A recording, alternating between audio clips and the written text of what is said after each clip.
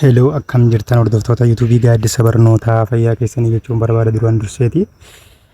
Har'a qabadee kan isiniif deebi'ee CVK paartii lammaffaadhaan jechuudha. Isinis qormaanni keessan faayinaaliin isin jala gaheetii waan jiruuf sardamaa jirtu natti fakkaata. Anis sababa kana bu'uura godhadhee viidiyoo akkaan isin hojjedhu dirqameetiin jira jechuudha. Kanaaf paartii kanaas waliin eegallu na hordofaa jechuun barbaada. Afaan keessan afaan saba guddaa afaan Oromootiin ibsa gaa isin irratti isin godhaatiin fakkeenya isin kaasaa wantaan barreesse caalaa wantaan afaaninis dubbadhu sirriitti na hordofaa jechuun barbaada viidiyoo koo. Osoo iskiipiin goone marasaa akka onaaf hordoftan jaalalaa fi kabajaan isin afeera. Haa eegalluu paartii lamaan konseptiiwwan chaaptarii arfaffaa kan ta'an lama dabarsineetiin kan jiru jechuudha. Viidiyoo paartii waanini yookaan paartii jalqabaatiin paartii kanaan immoo asirraa kaanee jechuun kana oofnu understanding the citizenship jechuudha. Kunis tooppikii mata duree kana keessatti baay'ee barbaachisaati. Qabxiilee sadeen keessaa illee chaaptarii 4 kanaaf qormaata keessaniif akka gaarii kan isin gargaaru tooppikii kana jeetii yaada. Kanaaf kanarraa haa eegallu viidiyoo laayik gochuun eegala. Subscribe godhaa warra subscribe hin goone yaada qabdan comment naa godhaa comment jedha naa kaa jechuun barbaada. Haa eegallu understanding the citizenship dha. Kun maali? Waa'ee lammummaati jechuudha. Lammummaa hubachuudha. Lammummaa barnoota koorsiisan qofa osoo hin taane lammummaa maalii jechuudha. Lammummaa namni tokko lammiin tokko yookaan namni dhuunfaas tokko biyya tokko keessatti miseensummaa inni qabu san jechuudha. Yeroo isa kana understand goonu yookaan hubannoo waa'ee kan lammummaatiif gaafa understand goonu maal jechuudha. Citizenship is described as a contested concept. It is contested concept. Maal jechuudha kana jechuun yaannisiiti yaadota wal falmasiisaadha. Waa'een citizenship dha. Ibsa waa'ee citizenship dha yookaan lammummaadha kan nuudhaaf kun yaadota wal falmii nama gidduutti kaasuudha. Maaliif kun teorii isaa keessatti adda isiniif ba'a. Teorii hedduu qaba. Yaada wal falmisiisaa ta'uudha jechuudha konseptiin hanga kuni. Meaning it is what definition changes based on the country's history, politics, culture. Maal irratti kan hundaa'u waan maal ta'eef jechuudha. Yaada falmisiisaa kan ta'eef maaliif tokko waan maal irratti hundaa'uu fi country seenaa yookaan history biyya sanii irratti kan hundaa'u akkasumas haala siyaasa biyya sanii kan irratti kan hundaa'u akkasumas aadaa fi duudhaa biyyattii irratti waan hundaa'uuf maal jechuudha ibsuudhaaf wanta nama falmisiisuudha wanta falmii nama gidduutti kaasuudha jechuudha. It is not just a label, it is a cultural artifact created by what a political community or the state.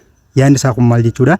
Inni kun wanta mallattoo qofa yookaan saayinii yookaan laabeelii qofa osoo hin taane kamaaliiti jechuudha. It is cultural artifact yookaan meeshaalee aadaa hawaasni tokko ittiin jiraatu yookaan lammiin biyya tokko ittiin bulu kan maaliiti jaa kan uummanni paartiin siyaasaa yookaan political community jechuudha hundeessanidha yookaan political communityidhaan kan ijaaramanidha. Jeeti ibsaa jechuudha. Kunis maal jechuu qofaa miti. It is not only laabeelii qofaa miti jechuudha.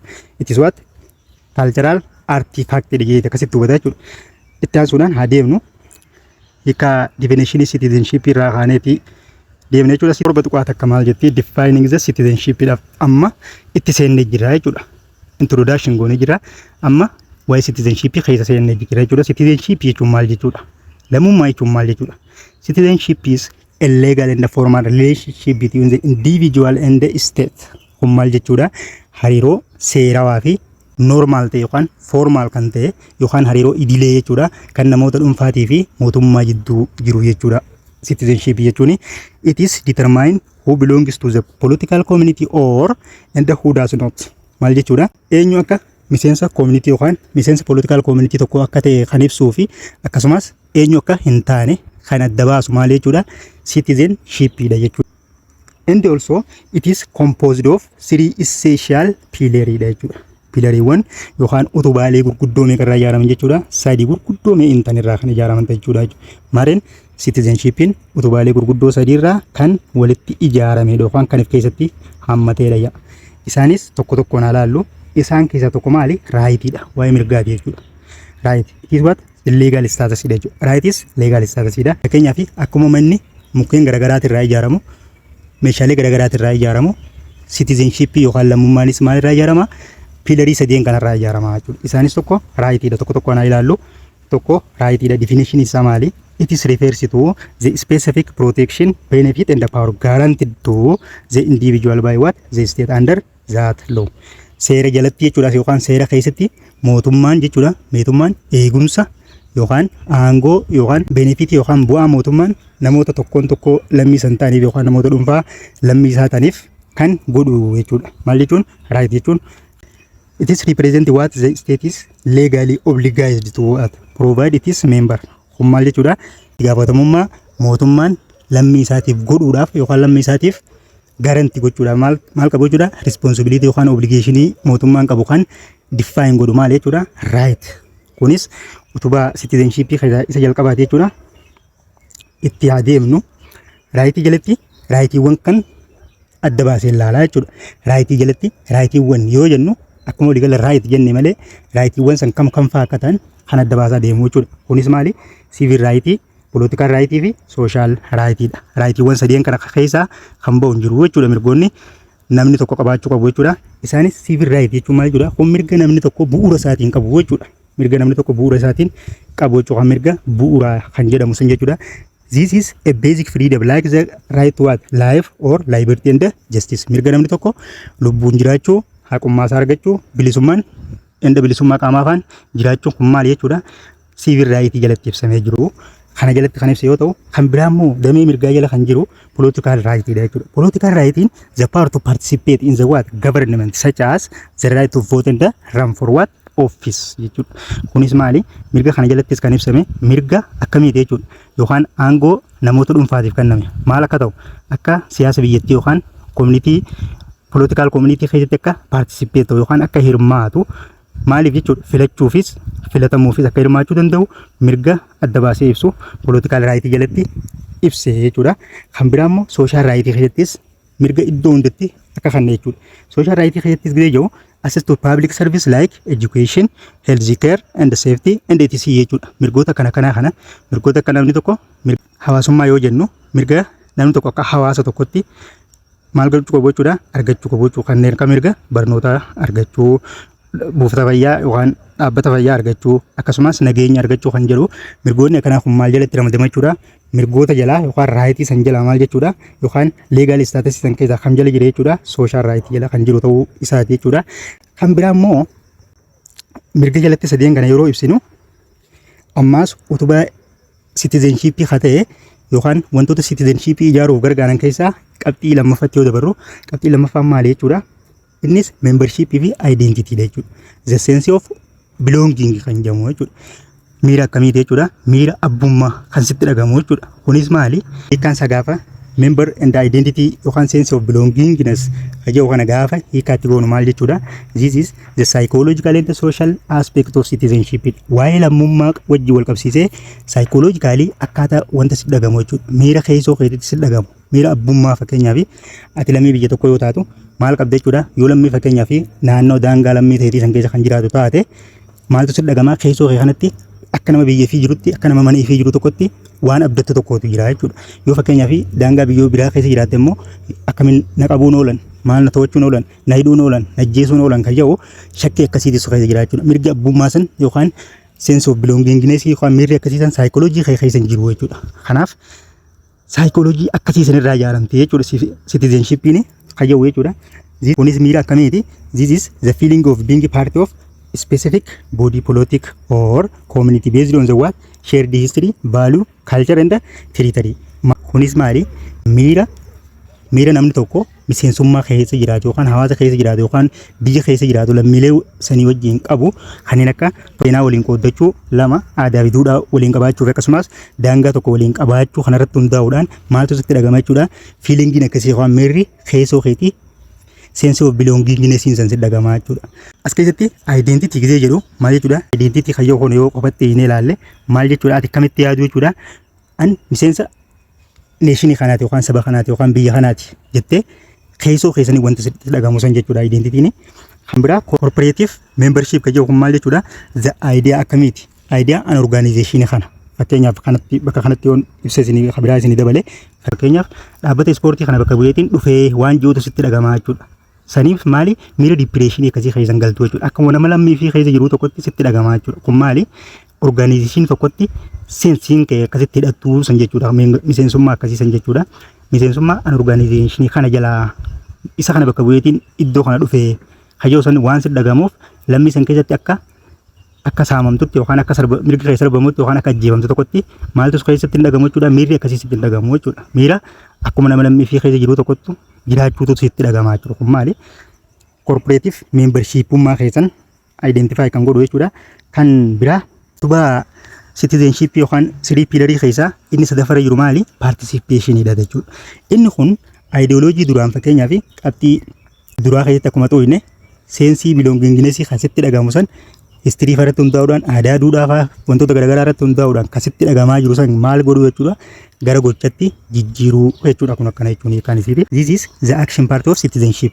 It's not enough to just above, just have passport. Citizenship must be maal tokko ba active participant in the affair of their community, their state and even the world jechuudha. Kunis maal kan ibsu jechuudha. Fakkeenyaaf miseensummaa qofa fakkeenyaaf paaspoortii qofa qabaachuun maal sin jechisiisu jechuudha deema. Fakkeenyaaf akka nama lammii yookaan citizenshipummaa san guutuu hin taasisu jechuudha. Maaltu irraa irrata wanta qabdu san dandeettii qabduunis haa ta'u qabeenya qabduunis haa ta'u beekumsa qabduunis haa ta'u maal ta'uu qabda jechuudha. Hirmaachuu qabda kajawu jechuudha. Kunis qabxiin kunis kana kan ibsu jechuudha. Maal guutuudhaaf citizenshipii dhugaa akka jaaruudhaaf jechuudha. Hirmaachuudha si gaafata jechuudha. Maal keessatti tokko dhimmoota hawaasummaa keessa jiraattu keessatti. Lammaffaa dhimma mootummaa wajjin wal qabatu irratti. Sadaffaa immoo dhimmoota addunyaalessaa yookaan akka waliigalatti kan jedhamu internationally kan jedhamu irrattis maal tokko qabda participate tokko qabda jechuudha. Wanti dandeessu hundaan yoo hirmaatte qofa maaltu si guutama jechuudha. Citizenshipummaan keessa maal ta'a gara gochatti si jijjiirame isa dhugaa kan si ta'u jechuudha. Kunis hirmaannaan kunis if jalaa qabxiilee akkanaa qabaa jechuudha. Tokko civic engagement kun maali? Hawaasuma keessa jiraachuu keessatti idduma keessa jiraachuu jechuudha. Biyyuma keessa jiraachuu fakkeenyaaf Itoophiyaa keessa yoo jiraatte hawaasa Itoophiyaa keessa jiraattu kanaa wajjin maal gochuu jechuudha? Participate ta'uudha. Yoo isaan wal gahii dhaqan dhaqu gibira kafalan kafaluu waan kaja'u wantoota akkasaa kana waliin qooddachuudha jechuudha kun. Civic engagement kan jedhu akkasii global level fi immoo sadarkaa kanaa olitti jechuudha. Sadarkaa maalitti? Sadarkaa biyyatti yookaan erga xumurte booda akkuma fakkeenyaaf sadarkaa tokko innee lama innee deemnu gaafa sadarkaa civic engagement yookaan kana goolabde booda dandeettii qabdu sun achitti limit gootee dhaabuu qofa osoo hin taane dabartee participate ta'uu kan dandeessu ta'e sadarkaa addunyaattis maal ta'u jechuudha? Participate ta'uu jechuudha. Kunis limitless dha jechuudha. Daangaa hin qabu jechuudha. Fakkeenyaaf hawaasa ganda tokko keessatti participate taatee erga dirqama hawaasicha san keessatti jiru erga raawwattee xumurteetiin booda maalti dabarta jechuudha? Gara naannootti dabarta. Gara naannootti irraa erga xumurtee booda maal ta'u qabda? Limit achitti gochuu osoo hin qabne gara biyyatti ol dabarta jechuudha. Achirratti biyyattis erga xumurtee booda gara maalitti dabaruu qabda? Gara biyyoota gaanfa Afrikaatti deemuu qabu malee kan limit ta'uu qabu miti jechuudha. Participationiin kunis qabxiilee sadeen kana bu'uura godhatee jechuudha. Citizenshipiin kan ijaaramuu danda'u jechuudha. Citizenshipiin maalirraa ijaarame? Qabxiilee gurguddoo sadeen kanarraa kan ijaarame ta'uu isaati. Kanatti aansee kan jiru fakkeenya tokko fudhannee haa ilaallu. Citizenship as global kan jennu fakkeenyaaf one acts in issues that affects the entire planet fakkeenyaaf wantoonni kun pilaanetii lafaa kana erga keessa erga jiraanne wantoota pilaanetii keenya kana miidhan mara maal gochuu jechuudha? To'achuudhaaf participate ta'uun maal jedhama? Citizenship akka globalitti participate gootee jedhama jechuudha. Kunis fakkeenyaaf kanneen akka naannoo kunuunsa naannoo akkasumas practice citizenship as global participation like themselves as what member of human rights fakkeenyaaf miseensa human rights watch ni beektu jechuudha. Namni fakkeenyaaf miseensa human rights watch ta'e tokko maal keessatti hirmaate jechuudha? As world hirmaate jechuudha. Hirmaannaa san biyya bira dabaree maalitti hirmaate? Sadarkaa addunyaatti kan hirmaateetti kan laalamu jechuudha. Kunis akkamitti ilaala jechuudha? Akka addunyaan tun guutuun maal akka taatetti lammii isii yookaan biyya isaa haadhaa fi abbaa isaa taate tokkotti maal yaada? Yaadaaf jechuudha. Wantoota hunda equal godhee akkasitti kan yaaduuf jechuudha. Namoota ideologically akkasitti guddachaa deemuudha gaafata jechuudha. Hirmaannaan kunis kan daangaa hin qabne ta'uudha. Gaafa isaan kan ammoo gaafa wal bira qabneetiin ilaallu pilarii sadeen kana jechuudha. Raayitiin maal bu'uura godhata? Fokusiin isaa maali? Legal raayitiidha. Legal raayitiin hiikkaan isaa akkam jechuudha? What the state gives you wantoota mootummaan maasii godhu jechuudha. Siif gaarentii godhu san jechuudha. Kanneen akka eegumsaa, kanneen akka qabeenyaa kan jennu sanii membershipummaa namummaa irratti hundaa, identity irratti hundaa. Addatti ati biloonginginesii sitti dhagamu san jechuudha. Adda baaftee an lammii kanaati. Yoo fakkeenyaaf lammii Keeniyaa yoo taate lammii Keeniyaati jettee ideologically wantoota keessoo keetitti si dhagamu san maal jedhama? Identity akkasiisan jechuudha. How to belong. Akkamittiin belong ta'uu danda'a yookaan abbummaa bakka takkaa fudhachuu danda'a kan jiru irratti kan isaati. Participation immoo gochaa jechuudha. Kun adda kan isa godhu maali? Gochatti jijjiiruu jechuudha. Wanta ideologically qabdu san maal gochuudha? Apply gochuudha kan inni gaafatu. Gara qabxiitti aanutti dabarraa laayik gochuun dagatinaa, sabiskiraayib godhaa, hiriyoota keessaniif illee sheer godhaa. baay'ee irraa barattan jeetii yaada. Wantoota ijoo ta'an yaada konseptii jechuudha. Konseptii toopikii kanaa ixa sirriitiin hangaan hubadda tokko isin hubachiisuuf nan yaala. Nafaana bu'aa teoorii haaseennu jechuudha. Amma reefuun tana maal jee wanti wal falmisiisaadha. Wanni inni jeef maali? Teoorii garagaraatiitu jira jechuudha. Sitiin isuma dhugaa jechuudha. Kanaas gisee ilaalte wooma dhugaati jaa. Kanaas gisee ilaalte wooma dhugaa jaa. Kanaas gisee ilaalte wooma dhugaa jaa jechuudha. Kanaaf akkam jee wal qabee jechuudha. Citizenshipummaan yaada yeroo ibsinu falmii guddoo kaasuudha yookaan maalirratti hundaa'a haala istirii biyyattii, haala siyaasa biyyattiin akkuma siyaasa garagaraa hordoftu, akkuma amantii garagaraa qabdu, akkuma maal garagaraa qabdu, istaatisiiwwan garagaraa qabdu kana jechuudha. Maal garagaraa qabdi? Haalli ittiin citizenshipii yookaan lammummaa ittiin ibsitu maali? Garagara ta'uu danda'a kan jedhu san yaada akkasiisan kan konsium gootu jechuudha keessatti. Gara teoorii isatti seenna. Teooriiwwan garagaraa qaba jechuudha. Citizenshipiin teoorii garagaraatiin yeroo ibsamu haala inni itti ibsamu waliin ilaallaa jechuudha. Kunis maali? Citizenshipii karaa warra Liberian jedhamanii jechuudha. Warra Liberiyaanota walli Liberiyaanota akkamitti ibsa? Citizenshipiidhaaf gaafa ibsa kannu yookaan citizenshipiidhaaf gaafa definitionii kannu maal jedhaani? This theory kun maal bu'uura godhata? This theory views as individual. Teoorii nama dhuunfaati yookaan teoorii nama dhuunfaa focus gootu jechuudha. Kana jechuun it is the most important unit of society. It is assumed that people are rational and have a natural right that exists before the government is even formed. Maal jechuudha yaadni isaa walii galatti? Kunis maal jetti? Namni dhuunfaa osoo mootummaan hin ijaaramiin duratti akkuma dhalate irraa ka'ee mirga naachuraalii kan nameef qaba. Kanaafuu mootummaa olitti mirgi namni dhuunfaa kabajamuu qaba kan jettu jechuudha. Teooriin kunis namni maal jira osoo mootummaa hin ijaaramin dura namni jira. Fakkeenyaaf tokkoon namoota kun erga dhalatee booda erga dhalatee ayidooloojii wayii itti dhagame tokko yookaan yaaduu eegalee tokko booda mootummaa ijaarrachuutti dhufaa jechuudha. Sooshaal koomunitii tokkotti hirmaachuu dhufaa jechuudha. Kana booda mootummaan akka ijaaramu ta'e waan ta'eef namni dursaahu mootummaan osoo hin ijaaramin duraahu uumamaan mirga wajji dhalatee waan qabuuf dursi kan namuufi qaba kan jiru jechuudha. Teooriin kun teoorii kana amallee gadi fageenyaan ibsasii yoo hannaa yaamne kii konseptii yookaan konseptiiwwan ijoo furtuu guddoo kan ta'an as keessatti maal jechuudha? The state is seen as what? Akka maalitti ilaalama jechuudha mootummaan seen as necessary evil jecha baay'ee barbaachisaati. Necessary evil waa lama as keessatti liqimsee qaba jechuudha. Kuni tokko mootummaan jiraachuun barbaachisaadha. Garuu immoo maal godha jechuudha? Mirga namoota dhuunfaa kana bakka inni itti irratti affeekti godhu ni jira jechuudha. Hammeenyaas ni qaba, jiraachuunis gaariidha jechuudha. Kana jechuun yaadni isaati. It is the only job. Inni kunis maali? Hojiin mootummaa maal ta'uu qaba yaa? Tokko eegumsa namoota protect gochuudha. Eegumsa namoota dhuunfaa kanaaf taasisuu fi yookaan bilisummaa yookaan mirga namni akka dhuunfatti qabu kana eeguu fi maal godhuudha yaa? Neutral ta'ee taa'uudha yookaan akka mootummaa jiddu galeessaa tokkotti ilaalee taa'uudha malee maal godhuu hin qabu jaa? Mirgoota namoota dhuunfaa kana jidduu interact gochuu hin qabu yookaan fedhii namoota dhuunfaa limit gochuu hin danda'u yookaan hin qabu jee kan daangeessu jechuudha.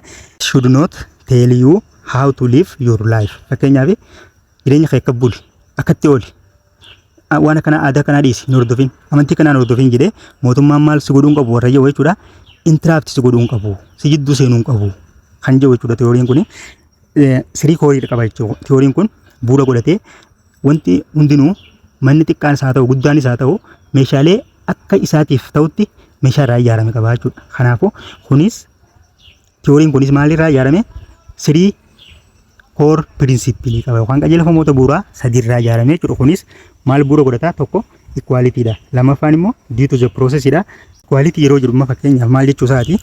Everyone is equal before the law kan jedhu kun amma fakkeenyaaf teorii san jalaa fudhatame jechuudha. Kan seeraa irratti amma fakkeenyaaf namni hundi seera dura wal qixa kan jedhu maalirraa fudhatame jechuudha? Teorii san keessaa utubaa teorii san keessaa tokko jechuudha. Kunis two people community is the same crime get is the same trial. Namoonni fakkeenyaaf yakkamaan lama kan yakka wal fakkaataa qabu adabbii wal fakkaataa argatu qaba kan jedhu kan ibsu jechuudha. Due to the process kan jedhu maalii godha? Mootummaadha daangeessaa jechuudha. Kun akkam godhee mootummaan jalqaba osoo bilisummaa yookaan birmadummaa namoota dhuunfaa yookaan mirga namoota dhuunfaa hin sarbine yookaan qabeenya nama dhuunfaa hin sarbine maal godhuu qaba jaa? Ifii isaatiif maal ta'uu qaba jaa? Fair katee jechuudha. Legal rulii yookaan seera formaal ta'e kan fair ta'e yookaan seera bilisaa tokko yookaan seera hunda wal qixa ilaalu tokko qabaachuu qaba. Isa sana hordofuu qaba kan jedhu jechuudha. Seericha san hordofuu qaba kan jedhu jechuudha. Kun kan mootummaa maal godhu jechuudha? Akka inni lammii tokko mirga namoota dhuunfaa hin sarbine kan daangeessu jechuudha. Qabxiin utubaan isaa kana keessa sadaffaa irra kan jiru ammoo maali? Mutual consentidha. Mutual consent jechuun yaada waloo akka nama jeete jechuudha. Yaada waloo yookaan waliigaltee walootiin dhufe. You are a citizen because you are agree to the social contract with the state. Kun maal jechuudha? Fedhiidhaan ta'uu qaba jechuudha fakkeenyaaf. Ati imma miseensa fakkeenyaaf biyya tokko ta'uu kan dandeessu fedhii keetiin ta'uu qabda. Yookaan miseensa hawaasa tokko ta'uu kan dandeessu fedhii keetiin ta'uu qabda kan jiru jechuudha. Kunis mirga namoota dhuunfaa san roga hundaan kan eegu jechuudha. Mootummaan amma fakkeenyaaf dirqiidhaan lammii biyya kanaa si godhuu akka hin dandeenye dirqiidhaan guruppii kana wajjin jiraachuu dandeessa akkasiin hin jenne dirqiidhaan amantii kana hordofuu qabda akkasiin hin jenne maal si godha jechuudha. Mutual consenting kun maal godha? Mootummaa qaceelcha jechuudha. Mootummaa kanarra kaaya. Kunis fedhiidhaan ta'uu qaba. Fedhii namoota dhuunfaatiin ta'uu qaba. Mirgi namoota dhuunfaa keessatti sarbamuu hin qabu. Kaja'u jajjabeessa jechuudha. Fakkeenyaaf if you want to start business or practice specific religion, the Liberian view yookaan theory isaa kun akka jedhutti says the government has no right to stop as you long as you are not hurting the what hurting anyone else. Kunis maal jechuudha kan deeggaru yaadni isaati. Fakkeenyaaf namni tokko hojii wayii tokko hojjechuuf yoo ka'e fakkeenyaaf yookaan amantaa biraa tokko hordofuuf yoo ka'e yookaan amantaa tokko yoo hordofe maal ta'uu qabu jira osoo ati mirga nama biraatti hin buunetti yookaan bakka ati mirga nama biraa hin sarbinetti maal godhuu qabu jira mootummaan jidduu seenuu hin qabu. Neutral ta'eetuma taa'uu qaba kan jiru san kan deeggaru jechuudha. Kunis your individual choices comes first. Maal inni jajjabeessu akkuma teorii isaa jalqabaa keessatti ka'e maal jechuudha? Fokusiin isaa individualii jechuudha. Mirga namoota dhuunfaa eeguudha. Teoriin kun Liberian teoriin akkas yoo jettee teoriin itti aantu teorii lamaffaratti citizenship akkaataa communityidhaan ta'uutiiti yoo ibsine. Akka citizenshipummaa yookaan waa'ee lammummaa kanarratti gaafa definitionii kannan maal jedhan kan jedhu waliin ilaallaa jechuudha. Teoriin kun maal jedhama? Teoriin citizenship inni kun maal jedhamee yaamama? Nationalist model jechuudha. Teoriin kun maal jedhamee beekama? Nationalist model jedhamee beekama jechuudha. Teorii sabboonummaa yookaan bakka keessa baatee fakkaachuu kan jiru jechuudha. Laayik gochuun dagatinaa sabiskiraayib godhaa. Ijoollee teenya laayikiin gootan maaliif viidiyoo akka ta'e hin beeku. Yaada qabdanillee koomentii jala naa kaayaa. Iddoolee sirreessinaan jedha. Iddoo kanaan nu jabaattee jirtanaan jedha. Yaada keessaniin barbaada yaadni keessanaaf kaka'umsa guddaadha. Comment naa godhaa jechuun barbaada. This theory argues teoriin kun that individuals cannot exist without their community. Kun maal jechuudha? Teoriin kun wanni inni jajjabeessu hawaasa yookaan bakka keessa jiraattu san jajjabeessa jechuudha. Kunis teorii maaliiti? Nationalistidha. Sabarraa yookaan biyya tokko irraa adda baatee jiraachuu hin dandeessu. Namni dhuunfaa jiraachuu akkasitti hin danda'u. Kanaaf dursa eenyuuf kan jechuudha? Communityidhaaf dursa kannaa jechuudha. Without their community kanaaf community irraa adda baatee jiraachuu hin dandeessu. Your identity is socially embedded in your culture, language and tradition. Kunis maali? Individually identitummaan keessa yookaan kophatti yookaan individually mirgati kophatti qabdu san maali? Hawaasa keessatti jiraattu saniin kan bocamedha. Maalirraa kan bocamedha jechuudha. Kunis aadaa hawaasichaa sanirraa akkasumas afaan hawaasicha san dubbaturraa akkasumas duudhaa hawaasicha san dubbaturraa kan maal ta'e jedha kan bocamedha jechuudhaan maal godha jechuudha? Hawaasa jajjabeessa jechuudha. Kun community irratti focus godha jechuudha. Key conceptiin as keessa jiru maali jechuudha? Common goodidha jechuudha. This theory maali? Focus on the common good. This is more important than common good is what? More important than individual right. Tokko mirga namoota dhuunfaa caalaa maali jechuudha? Kan hawaasaa dursaa jechuudha. You own your identities to the community that raised you. Maal jaa? Community sana bakka fakkeenyaaf individual right qabdaa jechuudha. Namni tokko dhugaa ni qaba. Individual right san bakka inni irraa argate hawaasa keessa jiraatu san irraa argate waan ta'eef jalaala. Hawaasa sanii yookaan mirga hawaasa sanii yookaan fedhii hawaasa sanii maal godhuu qaba? Dirqama eeguu qaba kan jedhu jechuudha. Teoriin kun kana jajjabeessa. Itti fufnee haa ilaallu teorii kana maal faa kan kaasu ergaan isaa maal akka ta'e ni ilaalla. Rights are not natural. Akkana jechuudha teoriin kun. Mirgummaan kun uumamaan kan kenname miti jeeti mormaa jechuudha. Maali jaa? Eessaa dhufe jaa? They are a gift from community. Eessarraa si kenname jaa? Gift yookaan kennaa hawaasni keessa jiraattu yookaan biyyatti keessa jiraattu siif kenniteedha jechuudha teoriin kun. Kanaaf maali jaa? Therefore you must prioritize the community survival and values. Maal dursa jechuudha? Kanaafuu jireenya hawaasaa yookaan value aadaa fi duudhaa uummataa kan dursu yookaan kan hawaasaa kan dursu yookaan kan biyya keessa jiraattu san kan dursu jechuudha. Maali? Kun community daga jajjabeessa jechuudha. Dursi eenyuuf kennamuu qaba? Communityidhaaf dursi kennamuu qaba. Kareef immoo maaliif dursa kenna? Individualiifdhaaf dursa kennu jira jechuudha. Fakkeenyaaf akkana yoo jennu fakkeenyaaf small ethnic groupiin tokko yookaan hawaasni bakka tokko jiraatu tokko insists that all all its members learn their traditional language and follow specific customs to keep the culture alive. Jireenyi kaalcharii yookaan aadaa fi duudhaan hawaasa isaanii yookaan afaan isaanii akka itti fufuuf yookaan akka hin banneef hawaasni yookaan lammiileen achi keessa jiran maal tokkoon miseensota isaanii aadaa fi afaan san duudhaa san akka baratu yoo dirqama lafa godhe jechuudha. Dirqama ati maal goota fakkeenyaaf fedhiin kee kadhuunfatti fedhii waan san barachuutti illee hin qabdu yoo ta'e dirqama hawaasa san keessa jiraachaa jirtuuf maal godhuu qabda jechuudha. Fudhattee barachuu qabda. Inni kun wanni inni mirkaneessu jira. Maali dura koominiitiidhaatu dursa kayyoo san prioritaayizii koominiitii kayyoo san fakkeenyaan akkana deeggaraa jechuudha. Kunis teooriin kunis dhuguma jirtu akkana kaayaa jechuudha. Kanaaf fedhii keessan dhiiftee maal goota jechuudha. Fedhii koominiitii keetii san maal goota accept gochuun dirqama qabda siin jira. Si dirqisiisa jechuudha. Kun dirqama sirra kaayaa. Kun maal irratti fokus godhe individuaalii caalaa koominiitii irratti kan fokus godhe jechuudha. Teooriin lammaffaa irra jiru.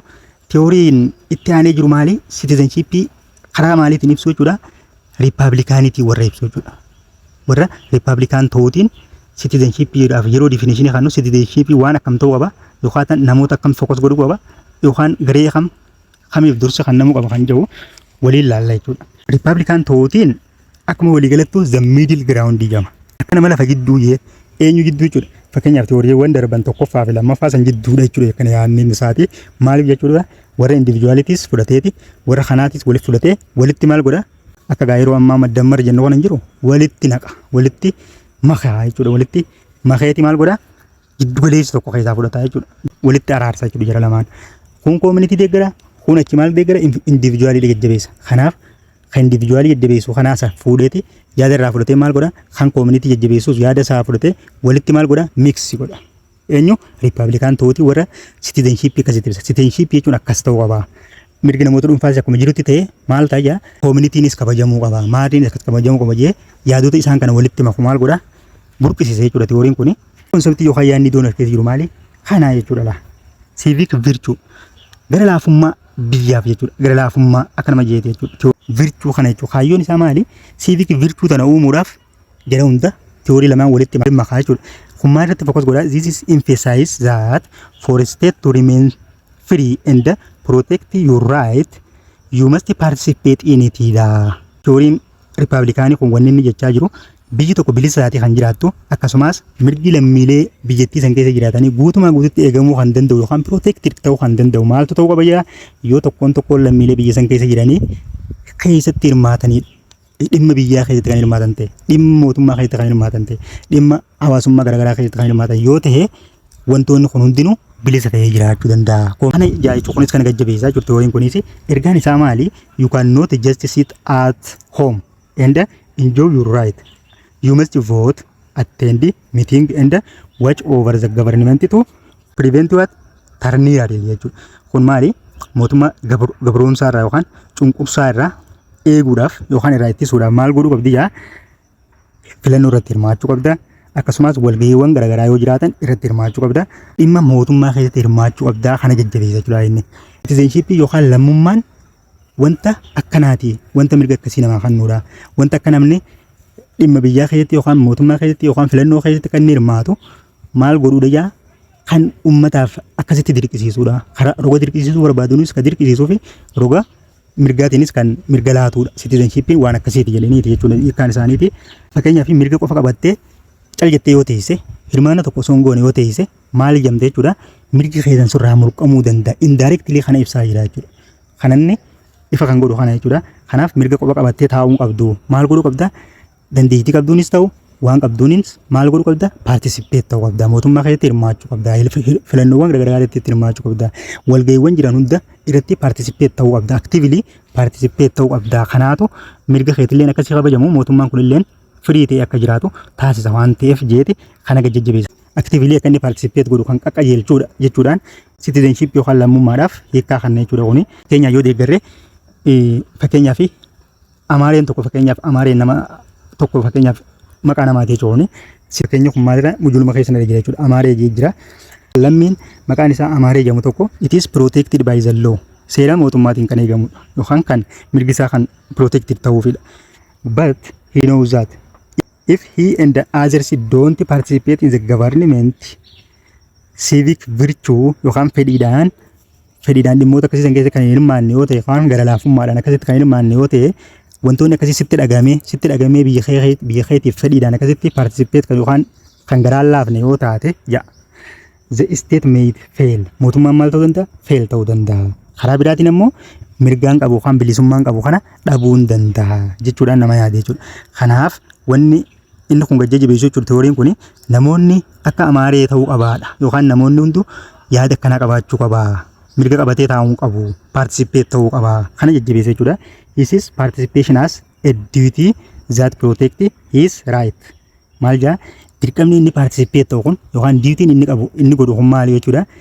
Akka eegumsa mirga isaa sanii ta'etti yaada jechuudha. Eegumsa kanaa taasisaa jiru participation nan godhu kana yookaan duutiin an firraa bahu kana yookaan dirqamaan an bahu kanaatu mirga kiyya kana protect naa godha yookaan kanaaf wardiyaa kan naa ta'u kana jechuudhaan akkasii yaadaa jira. Wanni inni fakkeenya kana kaasee maali lammii eega taate lammiin namoota akkasii ta'uu qaba kan jiru jechuudha. Lammiin kan akkasitti nama keessatti virtuu siivikii kana uumu ta'uu qaba jechuudha. Teorii biratti dabalaa jechuudha.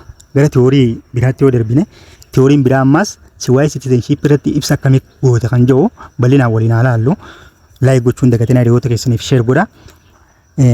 Teoriin itti aantu multicultural citizenship dha jechuudha. Teorii isii dhumaati. Maal jetti teoriin kun multicultural citizenship lammummaan maalirraa kan ijaaramedha jetti kaalcharii hedduu aadaa fi biyya aadaa hedduu duudhaa hedduu akkasumas amantaa garaagaraa kan of keessatti qabattu ta'uu qabdi kan jiru jechuudha warri kuni. This theory is focus on the what diversity irratti focus kan gootu jechuudha. Theory kana keessa diversity irratti focus kan gootu maali multicultural citizenship theory dha jechuudha.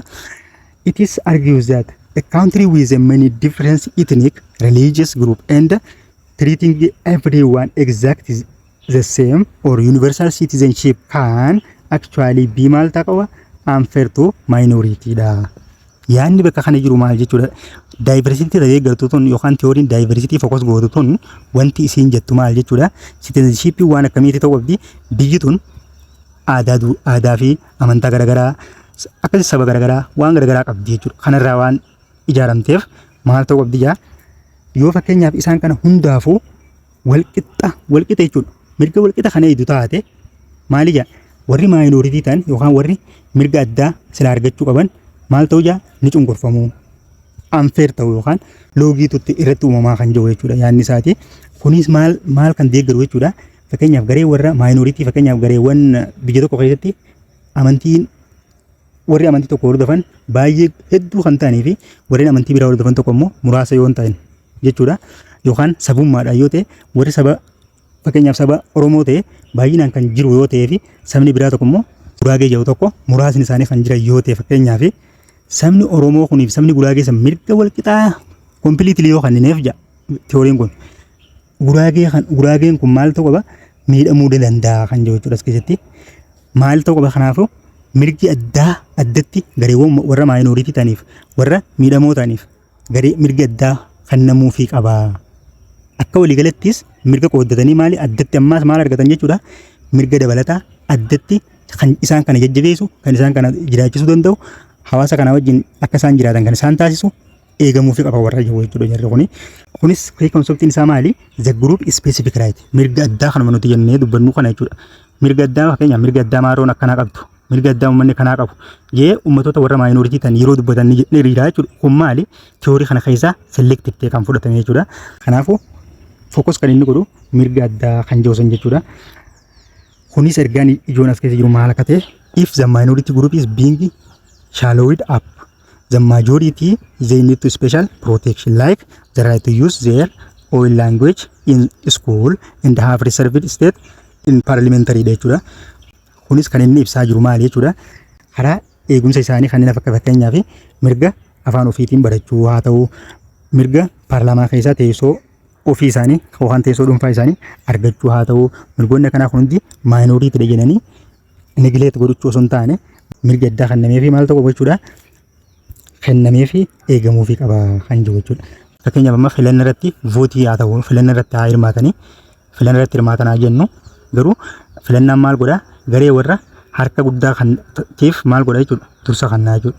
Achi keessatti garee warra harka guddaatiif gaafa dursi kannu achi keessatti maaltu eegamuu qaba jaa minority rightiin must be protected ta'uu qaba kan jiru sana fakkeenyaaf maali mirga addaa warri minoritiitiif kennamuu qaba. Waan isaan hin filatin amma fakkeenyaaf minority waan biraa filatuu danda'a qaama biraa tokko filatuu danda'a waan isaan waan biraa filataniif isaan kanarraa dhiibamuu qabanii yookaan isaan kanarraa ilaalchi jibbaa fi jibbinsaa mul'achuuf hin qabu kan jiru jechuudha. Kunis seera mootummaatiin waan minority ta'aniif jee mirga addaa kophaatti kennamuufiin sirriidha jaa kunis teoriin kuni. Kanaaf citizenshipin waan akkamiiti jaa wanta namoota minority ta'aniif warra garee miidhamootaaniif maal kennu jechuudha. Akkasitti mirga addaa kenneefi akka isaan walqixxaatan uummata biraatiin walqixxaatan kan taasisuudha kan jiru jechuudha. Citizenship waan akkasiiti waan uummata kan akkas godhuudha jechuudhaan citizenshipidhaaf hiika kanna.